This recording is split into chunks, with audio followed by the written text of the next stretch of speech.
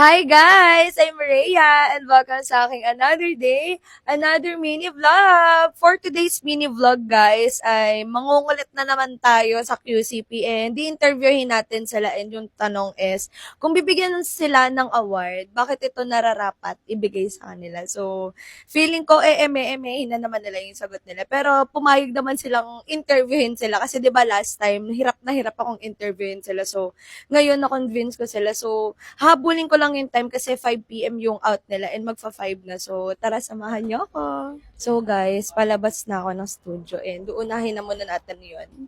Ayan, papunta na tayo sa QCP area. So, hindi ko alam kung sino uunahin ko sa mga to, pero unahin na natin si Kuya Jomel.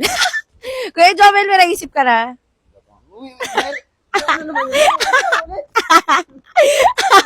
Di ba guys, sabi ko sa inyo, sobrang hirap interviewin ng mga QCP. Iilan na lang kasi sila guys, silang dalawa na lang yung naabutan ko. Kuya, ikaw na muna yung unahin ko, kuya. Ayun, ang question ko lang naman sa'yo, kung bibigyan ka ng award, 'di ba? Kung bibigyan ka ng award, ano ito at bakit mo nasabing dapat ibigay sa'yo yung award na yun? Kuya, seryoso yan, walang eme-eme yan. Siyempre, ma'am, yung ano, ma'am, Best in Award, Best of Year. Ano? Di ba sabi ko sa inyo guys, eme-eme lang nila yun. Si Kuya Jomel guys, and kumamay ka muna dito sa ating mini vlog. So guys, ito si Kuya Jomel, isa sa ating mga QCP, and ang question ko sa'yo kuya, kung bibigyan ka ng award, ano ito at bakit mo naman nasabing dapat ibigay sa'yo yung award na yun? Yung Best Employee of the Year. Why? Kasi, ma'am, nakaka-motivate sa trabaho. Tulad ng, ano, ma'am, yung gusto mong, ano, ma'am, sisipagin ka laging pumasok, araw-araw. Yun lang po, ma'am. Wait, yun lang. Feel ko may dadagdag ka pa, kuya. Wala na, ma'am. Okay, thank you so much, kuya. Next naman natin, guys. Dito naman tayo kay Isabel. Ayan, si Isabel, guys, sana naririnig nyo ko, no? Kasi sobrang lakas ng eroplano dito.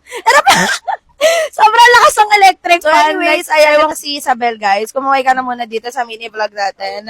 Ayan, si Isabel, guys. Ay, naksakto nandito yung pinakagwapo nating QCP.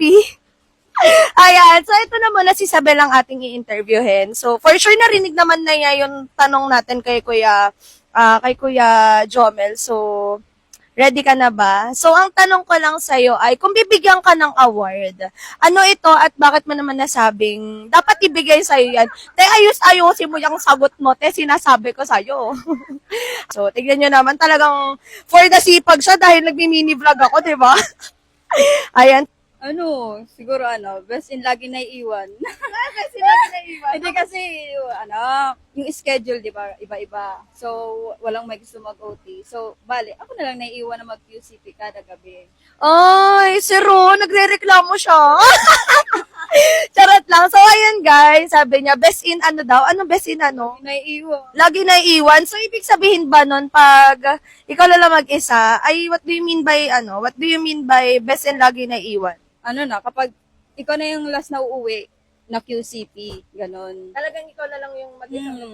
Oh my God, sobrang sipag pala ni Isabel natin, guys. So, ayan, thank you so much. Ayan, next naman natin. Ayan, tumatakbo na siya.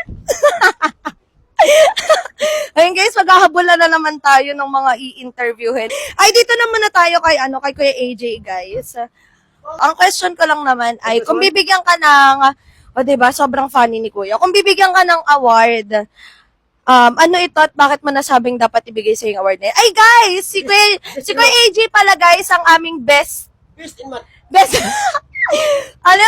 employee of the year. Employee of the year ba? Employee of the year namin guys, si Kuya AJ.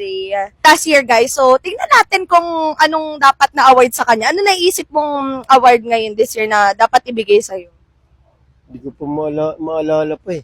Basta ang gusto ko lang po, lahat ng sobrang pagkain nyo, ibigay nyo sa akin. Talaga na si Kuya AJ. Ano nga kuya? Seryoso yan. Kahit ano, basta award. Ganyan. Ewan ko ba dito, guys? Ayan, dito na lang tayo kay RV. Since si RV... RV! Arvin! So guys, ayan, sobrang pawis na yung live seller na to. And ayan, talagang naghabol pa tayo guys. Sinabol ko pa si Kuya Basti natin. So yun si Kuya Basti ng ating next interview. So, eto siya guys.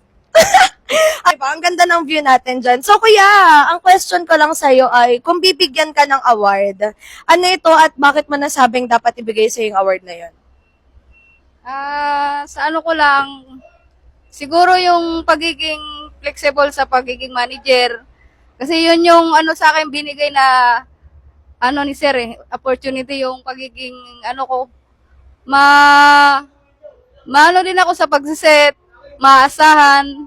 Ayun, yun lang. Siguro yung pagiging ano sa manager po. Thank you. Ayan, so guys, ay dito naman na tayo kay Kuya Glenn nga, kasi parang, parang ready na si Kuya Glenn sa sagot niya eh. So dito naman na tayo kay Kuya Glenn. So Kuya Glenn, kung bibigyan ka ng award, 'di ba? Ano ito at bakit mo naman nasabing dapat bigyan ka ng award, 'di ba? Ang gusto ko maging award ay Best in Drop Off kasi kung walang nagda-drop hindi makakarating yung parcel sa kanila. Yun lang po. Thank you. So guys, that's it for today's mini vlog. Thanks for watching.